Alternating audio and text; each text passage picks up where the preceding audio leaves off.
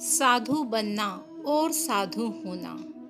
साधु वो नहीं होता जो भगवा वस्त्र धारण करके गृह त्याग कर दे। साधु वो नहीं होता जो बड़े बड़े केश रखकर शरीर पर भस्म लगाकर इधर उधर घूमता है या जंगलों में एकांत जीवन का निर्वाह करता है। फिर साधु क्या है, कौन है? क्या साधु होने के लिए गृह त्याग अनिवार्य है?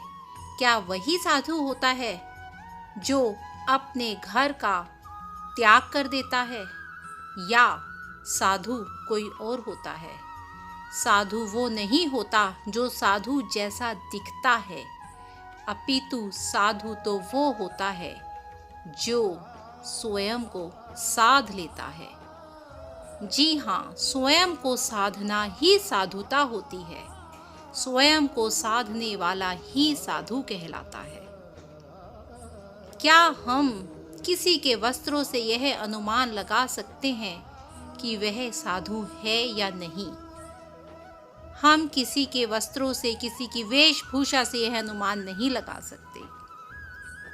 साधु प्रवृत्ति का होने के लिए मनुष्य को साधुता का ज्ञान होना आवश्यक है, और उस साधुता का ज्ञान मनुष्य को केवल तभी हो सकता है जब वह स्वयं को साध लेता है।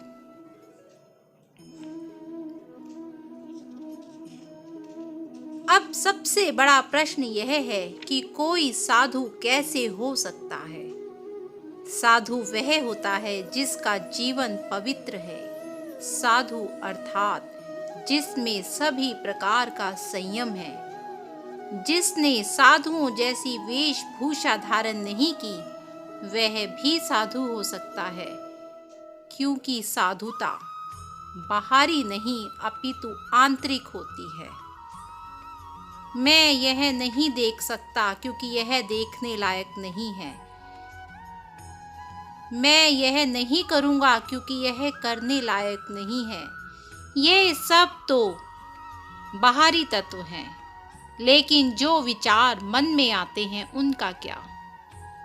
जो अपने मन में आने वाले विचारों को संयम में रख सकता है, वही साधु कहलाता है।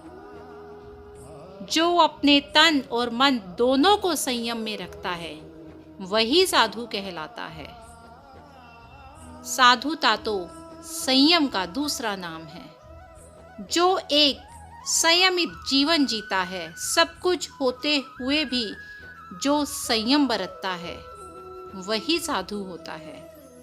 साधु का वेशभूषा से कोई भी लेना देना नहीं है। साधुता तो मन से होती है। जो अपने दैनिक कार्यों को करता हुआ अपने तन और मन दोनों को संयम में रखता है और एक सादा जीवन व्यतीत करता है, वही वास्तव में साधु कहलाता है। इसलिए स्वयं को साधना अति आवश्यक है। साधु की वेशभूषा धारण करके साधु नहीं बना जाता। स्वयं को साध कर स्वयं के तन और मन को संयमित करके ही साधुता को पाया जा सकता है।